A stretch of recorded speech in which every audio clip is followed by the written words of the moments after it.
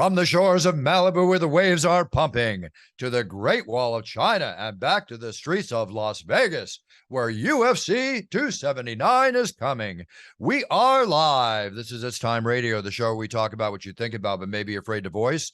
Do not worry, we will voice it for you. It's no holds barred radio, folks. Sex, drugs, rock and roll, UFC, movies, TV, politics, you name it, we talk about it. And we're going to talk about a lot today. It's been a very busy couple weeks. We haven't been on for a couple weeks. Why? I've been in Paris. TJ's been, God knows where he's been, but now the two of us are together. Hi, TJ. Hey, Buff. I've actually been home. I'm on the road again for the first time since early July, but I'm already across the street from the belly of the beast, T-Mobile Arena here in Las Vegas. There you go. Belly of the beast. I'll be there tomorrow. Actually, tomorrow I'm going to arrive in Vegas, and I'm going to be at Smith Sutherland in Las Vegas, the store there, be signing bottles of Puncher's Chance, meeting God knows how many people are going to show up, a couple hundred, whatever. It's always been a sellout. We bring in like 20, 30, 40 cases, and they all go. That's great. That's great. I remember when you were talking to me about this, Bruce, and you, I mean, you're a consummate business professional, so you weren't talking about it on the air yet, but the level of detail that you were making sure all those boxes were checked before you went all in on it, you got to be pretty happy with the due diligence that you put in, because now, I mean, the results are paying off. They speak for themselves. You know, I'm very, very happy. We're, as I've said before, 6 gold medals, called the top 5 best sipping bourbon in America by the Bourbon Spectator at its price range. I'm coming out with a single barrel 105 proof version in a couple months. I'm coming out with after my 12-year-old reserve sold out like in 2 weeks. Right. I had 2,000 cases. The liquor was so good. I got 2,000 cases of a 14-year reserve coming out. I can't tell you the name yet. Wow. It's awesome. Or of the single barrel. And those 2,000 cases have all sold. I have 50 cases left. I haven't even got one yet. That's crazy. So selling. We're the fastest selling, one of the fastest selling, highest rated bourbons in America. And with that, let me give you an idea of something. Mm-hmm. Dana has Howlerhead. Right. His banana infused bourbon. Right. Mm-hmm. And I enjoyed it. I've tasted it. It's a good mixing bourbon. It's exotic sweet. A little bit. Let's be honest. It's exotic. It's banana sweet. and bourbon isn't usually a normal combo, but I hear a lot of people like it. Well, it's got a great label. It's got a great packaging, the whole bit. So now Campari and Wild Turkey, who my partners were with Wild Turkey and Campari, they helped build both those brands. And those companies are looking at us too. Okay. Mm-hmm. But they just bought a 15% stake in Dana's bourbon for $15 million, which makes it worth $100 million. And I will just say this thing, and you can figure it out for yourself. Our sales are basically equal, if not okay. All right. proper. If not properly, I'm a little head, whatever. All right. So just figure it out. Okay. And that's a company that I built for the last 2 years. Right. And that's the thing too. I think a lot of people think that the end game is to sell off a company like this or sell shares, which I definitely think that there's a business sense to that. But this is also something, Bruce, that I can tell you're very passionate about. And even if you were to sell it off or sell a share of it, you're still going to be checking those boxes. You're not going to let this thing run wild on you. No, I'm not. And, even if I sell it off too, I'll still be with the company. Of course. It's not like, because my image and, been promoting it. So, well, you care. It's Puncher's Chance is paying off, baby. There you go. So speaking of Puncher's Chance, let's go into a couple other things here. Before we get to the Paris UFC, which was amazing and everything else. But I want to go through a couple of items here. In sports, there's been some crazy stuff that's gone on, TJ.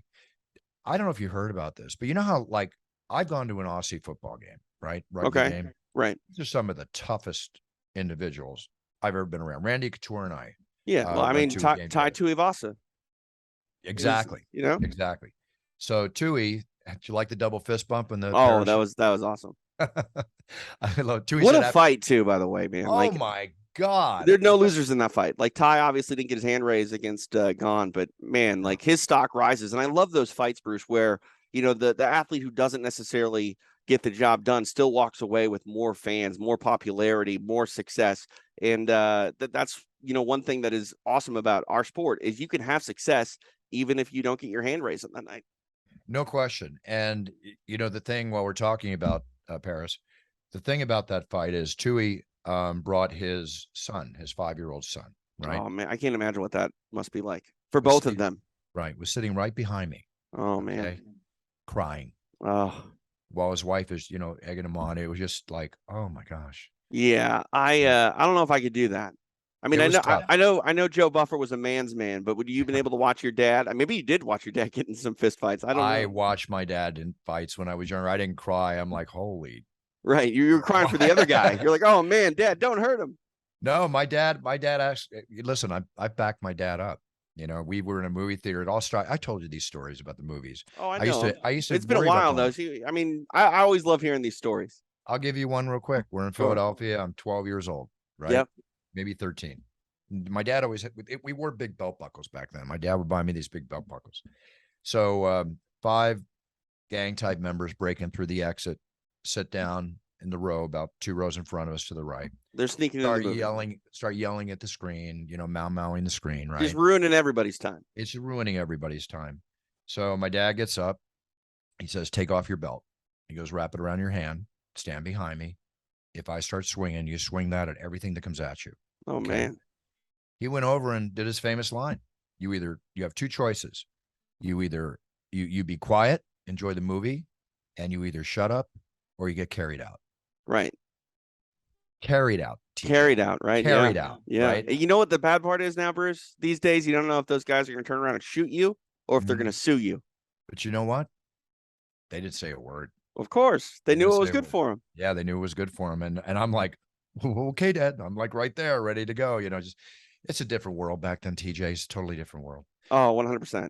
So getting back to, aside from my own, past machismo experiences, but getting back to this machismo experience, you got the Australian teammates in Australian rules football. Now, 2 of the Australian pro football players are in hot water.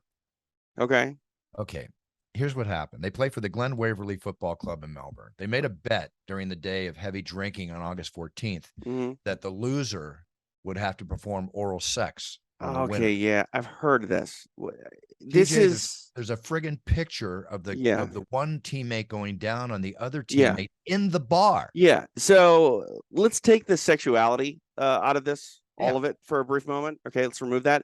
You can't make bets where the punishment is a public crime, because it's a public crime, and I don't understand. Like, we've seen a lot of team hazing, similar to this sort of behavior. I don't understand it.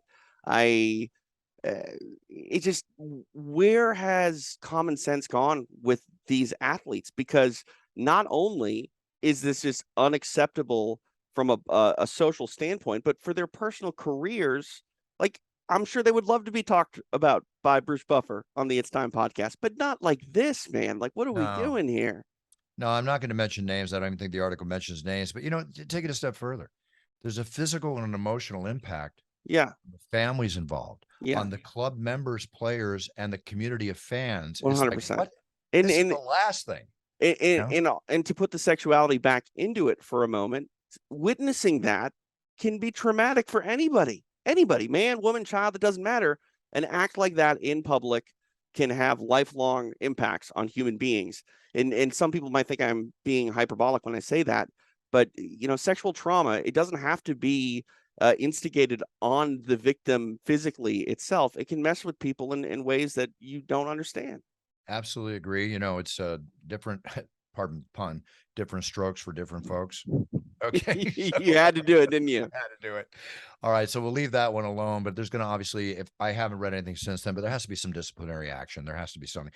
Well, I mean, it's a crime, Bruce. It's not a crime. It's not even something that's like handed down by their commissioner and they have to sit out, ball games. This is something that has a definite penal, that there's a pun as well, a code. You're breaking the law. Well, there's no mention of whether they, they're getting a problem with that as far as breaking the law. But it's breaking the law. I assume they're getting in trouble. I mean, this is an international news story.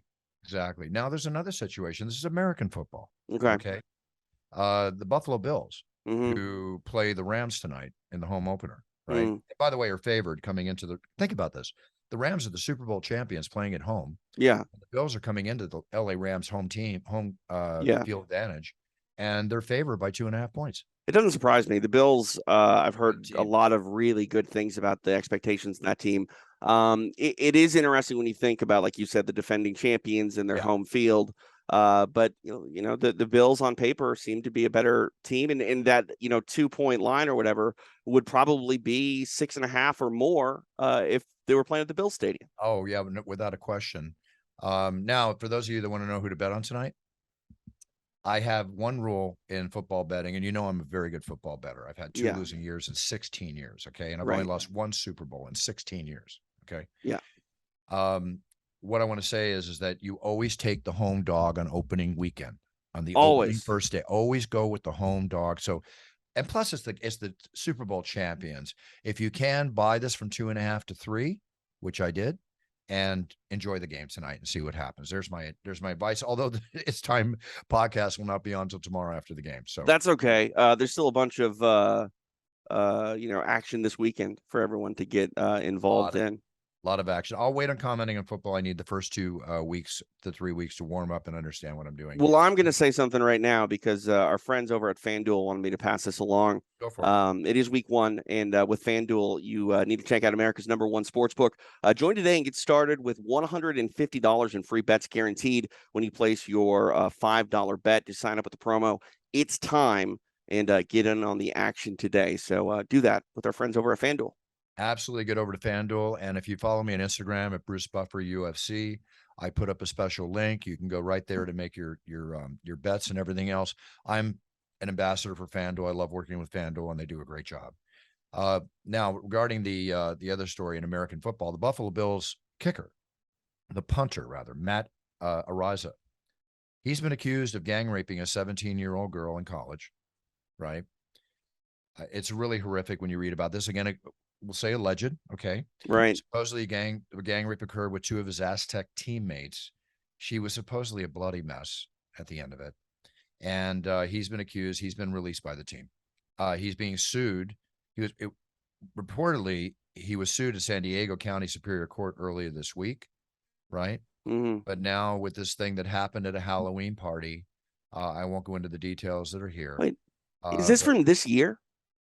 This happened in, pardon me, this happened October 17th, 2021. Okay, so it's last year. I was going to say, who's having a Halloween party in the early September? Yeah, no, well, I'm back when COVID was kind of. Sure, no, I get it. Yeah, I don't know, Bruce. We have to say alleged. The due process is owed to this individual in question, but he's not been arrested. He's not been arrested. But he's being charged. Well, he was not questioned then? He was not arrested or charged with a crime as of now. Okay. This is a civil lawsuit that's been put against him, if I'm reading this correctly. See, this is, I'm not understating. I know what you're saying. Right. I'm not trying to take away any seriousness of this allegation, but it is odd to me that something this horrific, allegedly, if you say this, this sounds terrible. Yeah. Why aren't the police involved?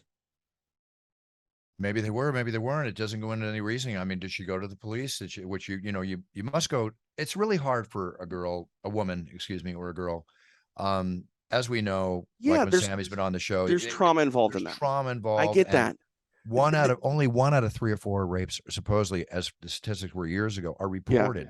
Yeah. The woman is treated like a criminal at times. 100%. And I'm not going to take away anything from that. But this is one thing I think you'll agree with me when I say this. Is I know it's hard for any victim to speak up about something like this. Male or female. 100%. Man, woman, child, boy, girl, it doesn't matter. But the bottom line is I ask every victim that suffers at the hands of a monster, allegedly, please come forward and go to talk to someone about it just to make sure it doesn't happen to someone else.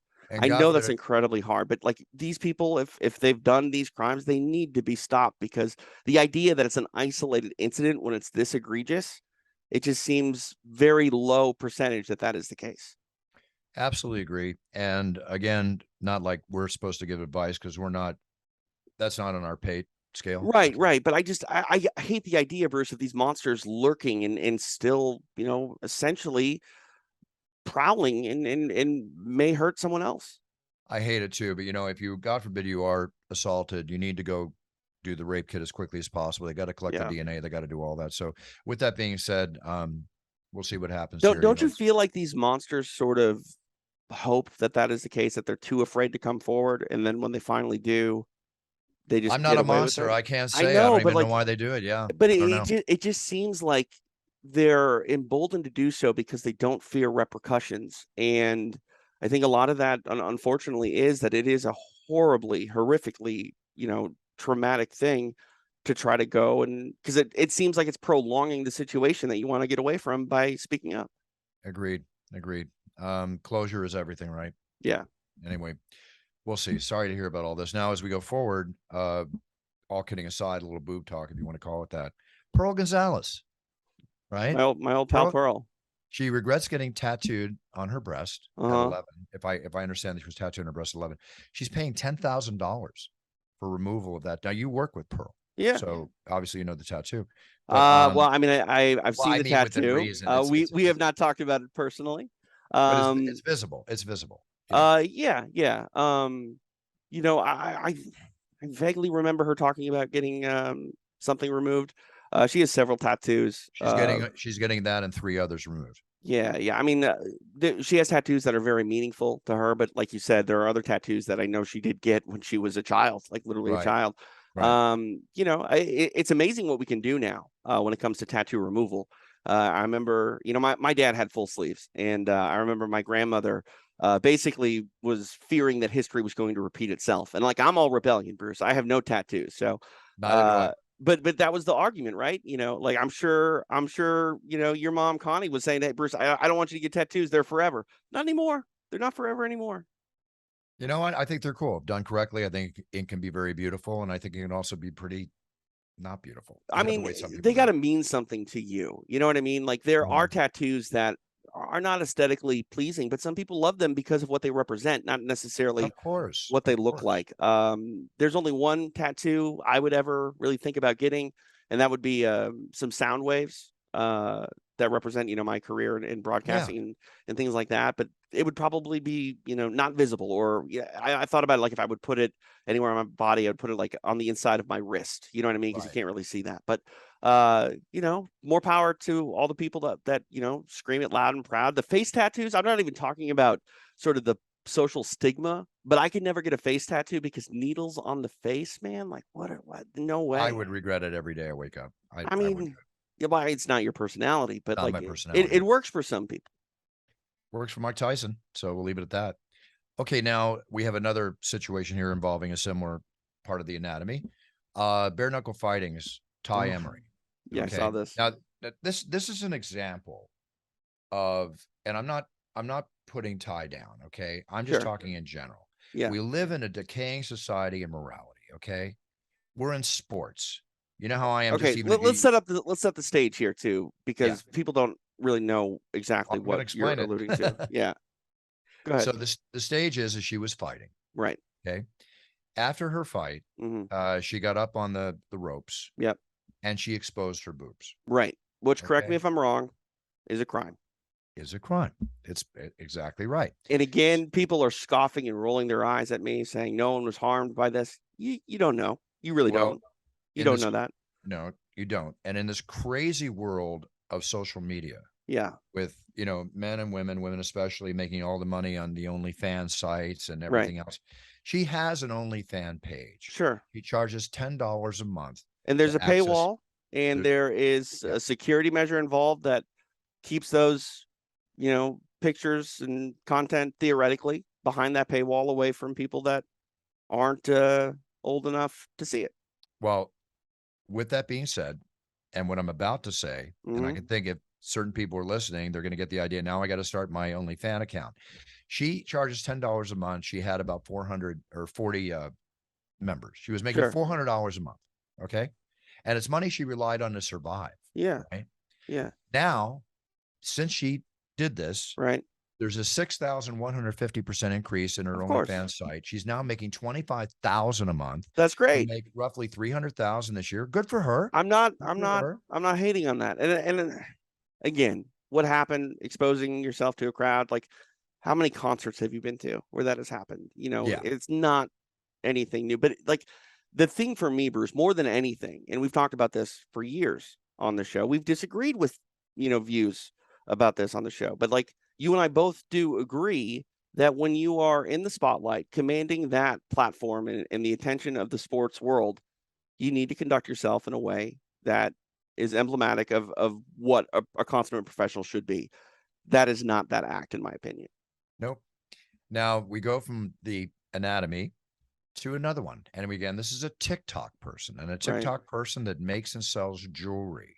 Oh, no. I think I know where you're going with this. Her biggest selling product. I'd be very careful with your language here. Yes, I will, because it's written differently, and I'm not going to say the word. Thank you. She's making and selling jewelry that's made with semen, human semen. Yeah. And it's selling like crazy. I mean, what again? What? Yeah. Seriously, what? So, not to be super gross. Actually, there's no way I cannot be super gross, unfortunately, because it's gross. But is that like durable? Can you make something that's not gonna, like, obviously there's a thing, because like people put blood in little auklets. Okay? Right. That's weird to me. I understand why that maybe not be weird to other people. I think Johnny Depp did that at one time, or Billy Bob Thornton. Billy Bob Thornton and Angelina Jolie. That's what it was. Yeah.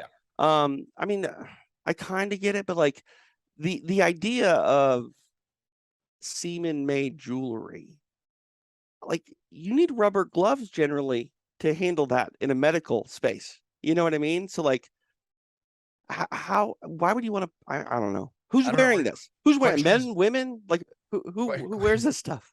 Question is, where does she get her supply from? That's the other thing too. Like, because like you're talking about the blood, or like I've heard a lot of people will, have the cremated remains of their loved one put in a locket or something like that. Like, that would make sense when it's personal, but like, are you sending a sample along with your order form? Like, this is jewelry she's making. She's acquiring the semen, and listen, this lady made jewelry, and very successfully selling jewelry of dead people's ashes. Jewelry with, I get that. Jewelry with breast milk. I get that. I get that. Even hair. And even hair. Excuse me. I understand. And by the way, it's her husband. She started out with a sample from her husband. I understand the hair and the breast milk to a certain extent, because it might be like the connection of a mother to a child, right? It's still weird to me. But a lot of things are weird. But like, I don't know what is emblematic, and what does the semen represent in jewelry, because it's missing. I'm missing the context here of why anyone would want that. I do not know. She completely dries it. It's a dehydration process. Then she grinds it up. It's kind of like the way people make cocaine. Then massages it into her clay creations. And I'm looking at some of the jewelry, and it looks like, okay. So I hate to say this term. She's wearing what looks like a pearl necklace. I'm sorry. I hate to say it, but that's what it looks like. It's right here. It looks like a pearl necklace. And that's the thing too. Like, I understand now what you're saying. Like, if it's essentially, would it be powdered? I guess if you dehydrate it and break it up. Yeah, it's dehydration. Yeah. I assume it's like a powder, and then she grinds it up and puts it into the stuff. I'm curious, and we talked about blood in this space as well. Like, I'm curious if there are any sort of sanitary concerns about something like that, because there's got to be. It's a solid. It looks like it's a solid end result jewelry product. That's all. Sure, but you said it's clay, so like it's in the clay. So at the end of the day, it is clay jewelry that has been exposed, or it contains whatever, and she uses that as a sell feature. But think about that. Like, no one wants to get any sort of ailment by handling other people's bodily fluids. Why would you want to wear their bodily fluids? I don't know. Again, you're never going to see me wear it, so I can't comment. I don't. Good for her. Good for her. Good for the other, TikTok and OnlyFans. Everybody's having a ball making money these days. Let me say this: like, my father had a beard down to his belly button, right? He had a big ZZ Top like beard, and people asked me if I wanted a locket of his beard after he passed away, and I just couldn't say yes to that, because it was just weird to me. And I'm not saying that that's not, something that I could see other people doing. That's fine. If it's okay with you, do it. But like, I just don't know about the body parts. And granted, hair is not necessarily a body part, but body parts, bodily fluids of another person. I don't want to collect that, Bruce. That just feels odd to me. Again, different strokes for different folks. It doesn't work for me. And now here's another thing, TJ. Now, weddings, okay? Which, of course, weddings. I And mean, I I've been love to a few. I got married. been to a few. You've been married. You've been married 0 No, times, but divorced several, maybe. no, almost divorced twice, never married, as I always say. Right. But never know what the future holds. So now here's never know. So here's the thing, and I'll call it "Here Comes the Shroom." Okay. Here comes the shroom. The weddings can be a trippy thing these days, okay? Because now this is not a growing trend, but it's happening, okay? That along with the booze and everything else, in weddings, they're serving like chocolate bars of mushrooms, and everybody's shroomed out at the wedding that wants to have the chocolate. Help me out here, though. Psilocybin is still illegal everywhere. No, it's legal. It's it's decriminalized, but it is still illegal to go hand out psilocybin to you and your friends, I believe. Yeah. Okay. Well, it's almost like they're either microdosing or eating too much or whatever, but I guarantee you they're having one hell of a time at this wedding. Yeah, and like that's the thing too. There's a Netflix documentary about psilocybin and the beneficial effects of I want to watch that. Psilocybin. It's on Netflix. It's great. Okay, I think it's called How to Change Your Mind. And it goes into other things than just psilocybin as well. It goes into like LSD, and even some beneficial impacts of Molly that potentially might be there, which no one has really thought about a party drug like Molly being, beneficial in the medical industry. But the bottom line is that these psychoactive drugs make your brain react certain ways that in certain cases, when they're given to people that have brain damage and damaged tissue that doesn't respond or react the way that it's supposed to, all of a sudden comes back to life. And that is one thing that is really interesting and unique. I mean, people are always going to abuse prescription medication or illicit drugs to, seek that euphoric high. But the bottom line is the ideology behind those drugs being implicitly bad because they're party drugs, that's also short-sighted and foolish. My father always said to me, and this is the drug talk that oddly enough made me never really get into anything, was make sure you abuse the drugs and the drugs don't abuse you. With that in mind, if you use things in moderation, the idea of those things being beneficial in some way isn't all that surprising if you think about it. No, and everything I've read and heard about psilocybin, I have no problem with it done correctly. The benefits, and we talked on the show, they're fine for Alzheimer's, depression. Right.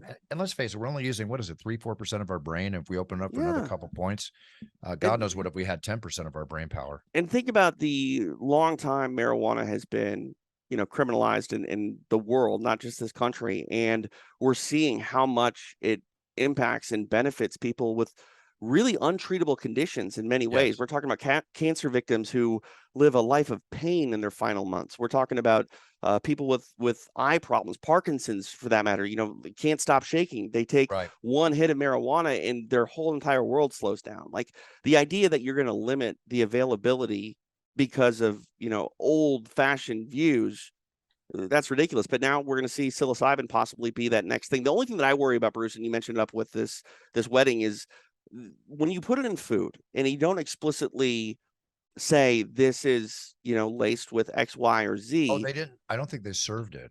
Okay, but do you understand what I'm saying? Like, because we hear about this a lot, especially with like the edibles, the gummy candies with marijuana. As you see these kids eating this candy or cookies or brownies, and they don't know what they're getting into. No. I worry about that stuff more than anything. But when done correctly, I mean, I'm a firm believer that, if you're an adult, you should be able to do largely whatever you want as long as it's not hurting anybody else. Controlled environment. And the last thing I want to say on this subject is that anything that's man-made, which psilocybin's not, except in the chocolates, cocaine and these other things, the fentanyl they're putting in all these things, we're hearing about people dying and ODing all the time. Stay away from all that stuff. And fentanyl is something you can't even touch, like literally touch with your skin. Can't even touch, it'll absorb through your skin. Kill you. Yeah. And that's very scary. But again, a lot of that stuff goes away if you decriminalize it and make it available without having to go to nefarious people. Exactly.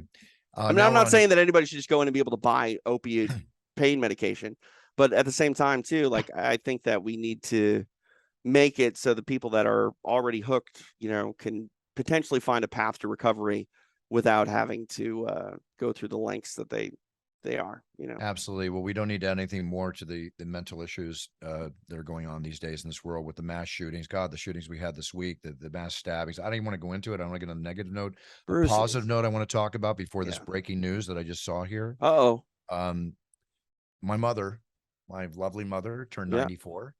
Amazing. And I was in Paris on her birthday. The show was on the day of her birthday, and we celebrated before I left. But happy birthday, my beautiful little mama. Very excited about that.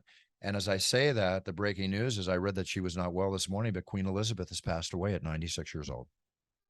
Wow. Passed away with now King Charles is going to be taking over. So this is the first king of England in a long time. A long time. I don't think there's been a king of England in my entire lifetime. Not in my lifetime that well, wait, let me think. Maybe there was, I don't know. I'd have to do it, whatever. But anyway, King Charles will be taking over. But as the saying goes, God bless the Queen. Condolences, best wishes go out. So there's no queen anymore, right? Charles isn't married? As I understand it, he takes over. There's no queen. but he's not married, so he doesn't have a queen. I don't think he's married, no. Wow. Well, ladies, if you want to be a queen. Yep. Well, anyway, yeah, I guess. But anyway, that's this obviously that probably everybody's devastated in England how they are so loyal to the kings and queens. I mean, it's weird to me, Bruce. Obviously, it's a figurehead. If you're the king or queen of England, you're not ruling anything, really. You're ceremonial. Used to. 100%. Yeah. I feel that. But like, it is weird for me in our modern times to see a figurehead monarchy. And I don't know. I guess it's neat, maybe. But like, I feel like your government supports a family that is royal for no real reason. I don't understand it. It's weird. Well, on that note, I don't want to, you're not being negative, and I don't want to get negative. I just don't understand it. Yeah, no, negative. You don't understand it, but one thing is, you can be sure there's going to be major ceremonies all over. Right, but why? What does it do? It's the way they are. They're very, you know what? How does everyone still feel that way? I can't answer that. I'm not in England. I was just talking to my English partner yesterday on my It's Time Energy and cologne and toiletry products, which I have some good news there to tell you too. Real quick, what year were you born? 1957. The last king of England was February of 1952, and that was George the Sixth. So yeah, so that's crazy, long time. Anyway, we'll see how it is. I'd dress like the Burger King. If I was the king, I'd dress like the Burger King. Jesus, but England's a very proud country. Sure, and believe me, there's going to be major ceremonies. Are you gonna wear a crown? I don't know if I could really take a man seriously if he was wearing a crown in 2022. I don't think you walk around wearing the crown. But like Queen Elizabeth had like a tiara on a lot. Queen, right? My God, I mean, a woman right, is but beautiful. If you're a king, you're supposed to have the crown. Is there a crown? Is there like a main? I don't know. I would assume there is. I would assume there absolutely. You know what, Bruce? You know what, Bruce? You need to be the king of America. No. God I think. I mean, it's time. It's time. It's time for you to take the throne as the king of America. There's no one better for the job. I'll just live your best life. Blog about it and come on. It's time, and we'll talk about your royalty. Oh God, I don't even have time to blog with all on my plate. Speaking of which, regarding the It's Time Energy products, the cologne, everything that's coming out, we're getting huge orders from Romania, France. What is Germany. The stateside? Stateside, again, due to supply demands and stuff, I hope to have my gift sets here for Christmas. Okay. And then the full-blown product line, everything's coming out by 2023. Because I was waiting. I was trying to wait to buy some cologne. I just bought some cologne. I bought some Mont Blanc cologne. Well, enjoy that, but it's great. It's really expensive. Get your bones over here to Buffer Manors. We've been discussing, and you'll get a free bottle of cologne. I don't want you buying. All right. All good. Is it going to smell better than what I paid for? Absolutely. No, my cologne is amazing. Okay. And women love it too. I know I'm talking about my own stuff, but the reviews are in, and it's not reviews, it's raves. Okay. All right. So I'll leave my wife up to be the judge of that. Well, that's exactly what we'll do. So, or what you should do. Okay. So let's talk about, before I get into some collectible talk, we'll end the show with that. But the UFC in Paris was historical.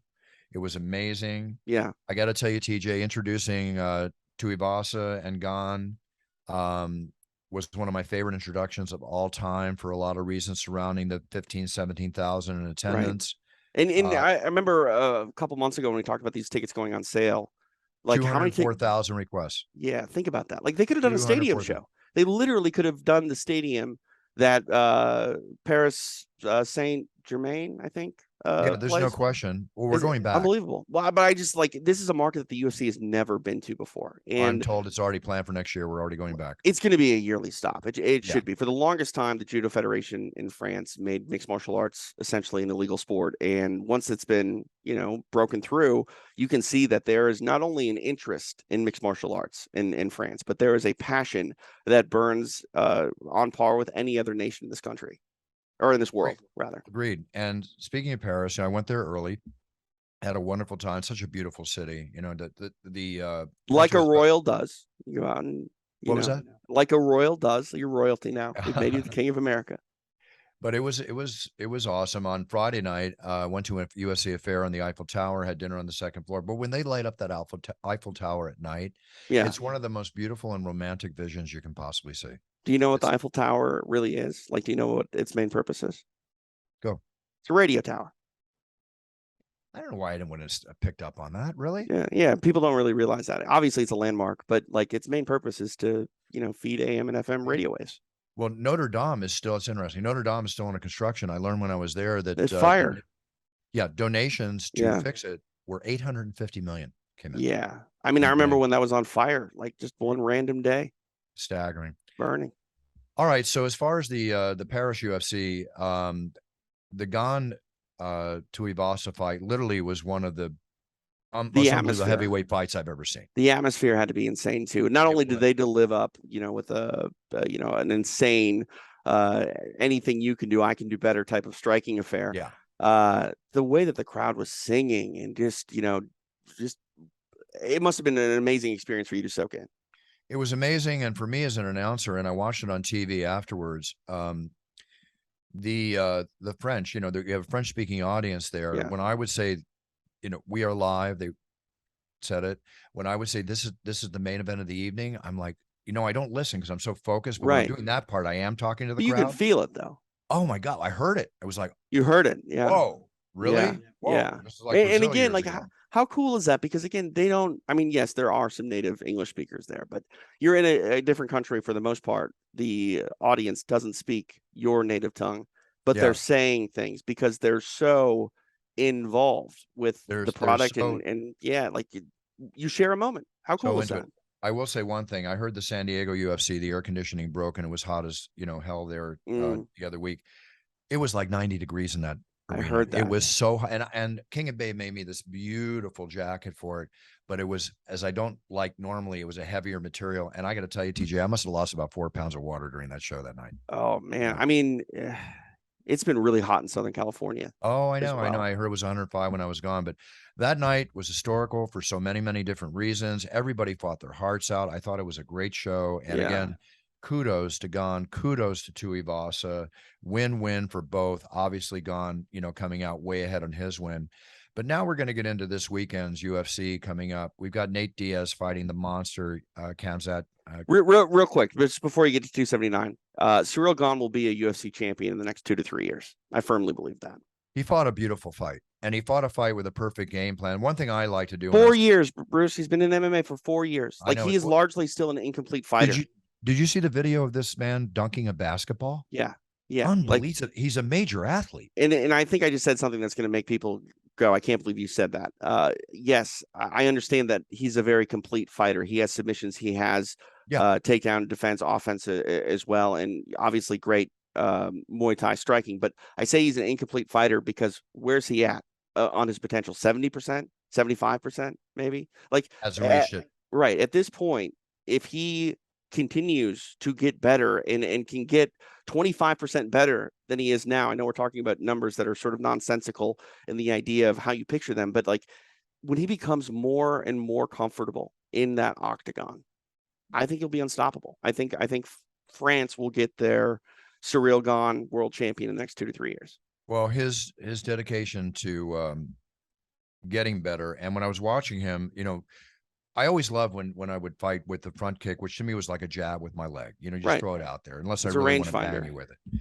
He used that so much as wearing Tui down, on, with the stomach shots. We all saw he was stabbing him to the body with that leg. Exactly. It reminded me of Alistair Overeem and Brock Lesnar.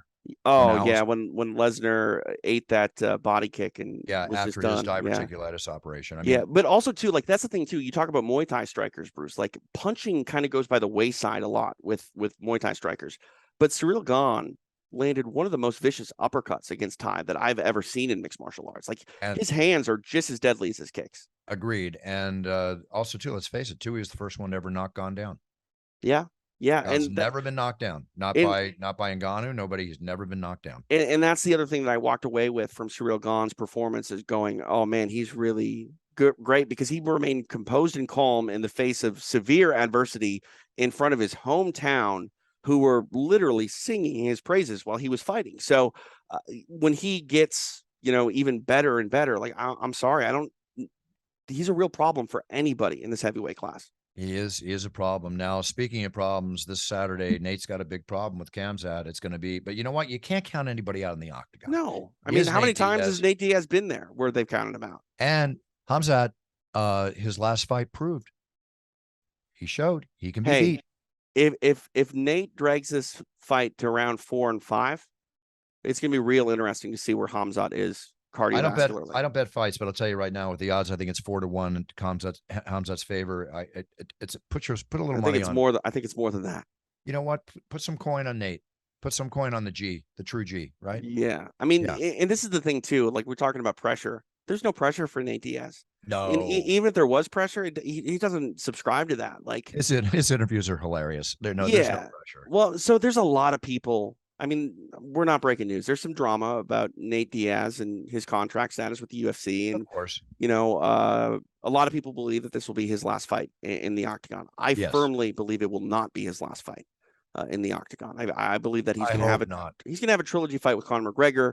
The UFC is, in my opinion, always going to be in business with Conor McGregor. They're going to make that work one way or the other, and Nate is going to have to come back and get that fight. There's too much money left on the table to not fight Conor McGregor for a third time. But with that in mind, a lot of people are saying Nate isn't motivated. Nate is going to quit. I've heard people, Bruce, say that he's going to quit as soon as the fight starts, which is not going to happen. I promise you that.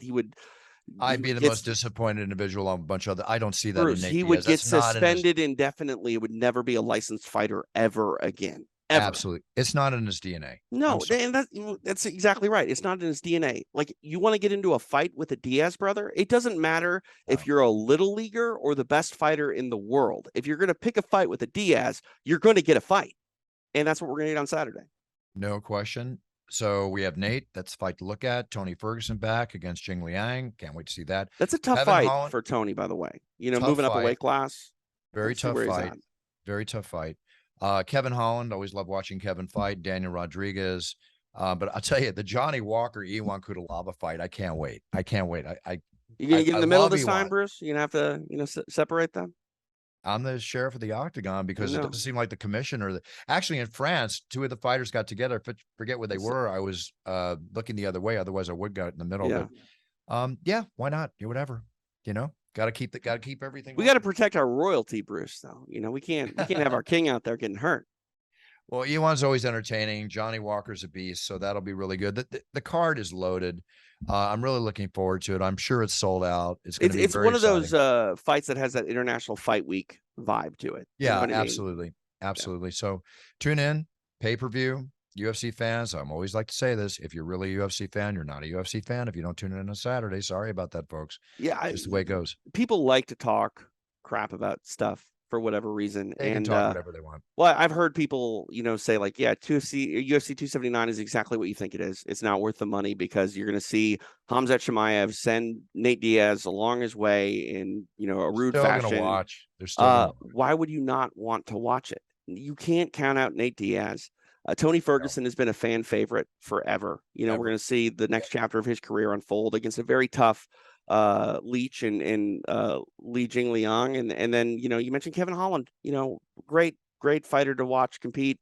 Daniel Rodriguez, knockout artist, fun to watch. And that fight with Kutalaba and Johnny Walker, like, take my money, just take it, like, it's worth it. I can't wait for the face-off. I can't wait for the. I won't be able to go to the weigh-ins because I'll be appearing for Puncher's Chance and it's at the Smith Sutherland store in Vegas. But it's going to be so cool, so cool. So now let's get on to some collectibles. We'll talk more about the UFC next week. Let's see. I think I might have mentioned, or I didn't mention. No, we didn't think. But Mickey Mantle's 52 rookie card just sold for $12.5 million. Now sit there. I mean, but is that the new price now? I mean, yes, a lot of that stuff is trending upwards, but I get worried when it's always that big of a number. It's like, did you find the one guy that would pay that, or is there someone that will pay 14 next year? There will be. The Honus Wagner card, I have watched the most famous, rarest baseball card according to collectors. I have watched that card go from $250,000 to $500,000 to $1 million to millions. How many of this Mickey Mantle card though do they think exist? Because we're talking about one of a kind with the Wagner card. It was also in really excellent condition. I had a chance to buy one of these cards in so-so condition in 1994 for about $27,000. What do you think that's worth now today? Probably $250,000, $300,000 in the condition that it was in. And we're talking about the smallest of quirks making these things hundreds of thousands of dollars less valuable. You go from a grade PSA 10 to a grade PSA 9, it can drop the price 50%. Wow. Okay. Unbelievable. Depends. Evander Holyfield's gloves from the Mike Tyson earbite fight. Yeah. They're hitting the auction. They expect that to fetch $100,000 for those gloves. See, I would think that those would be worth more money.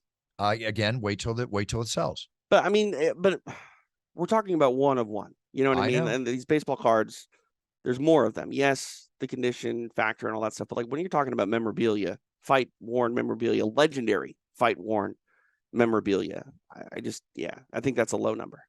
The one thing I question about that, Leland's is selling them.